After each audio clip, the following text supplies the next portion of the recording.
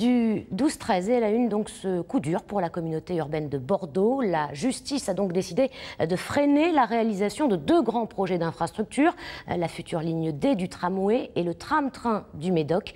En annulant les déclarations d'utilité publique, le tribunal administratif donne ainsi raison aux opposants de ce grand projet. Marie Neuville, Olivier Prax. C'est la colère et la consternation ce matin pour les défenseurs de la desserte du cadran nord-ouest de l'agglomération bordelaise. Le tribunal administratif annule les deux déclarations d'utilité publique, celle de la ligne D du tramway reliant les Quinconces à Ézines et celle du tram-train allant de Ravzy à Blanquefort.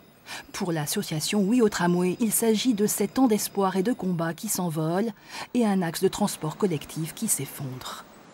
Ce tram, c'est la colonne vertébrale de tout le cadran nord-ouest, 80 000 personnes, sans compter tous les gens qui vont utiliser le tram quand ils vont arriver de Saint-Aubin, de Lacanau et de tout le Médoc.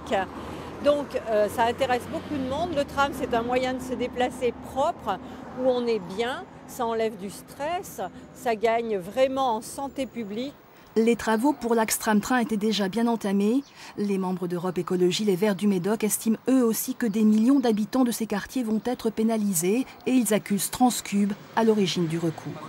Mais pour Denis Tesser, ces deux lignes au coût de 350 millions d'euros étaient un choix irresponsable. Les élus savaient très bien qu'il n'y avait absolument pas le trafic qui justifiait un tramway.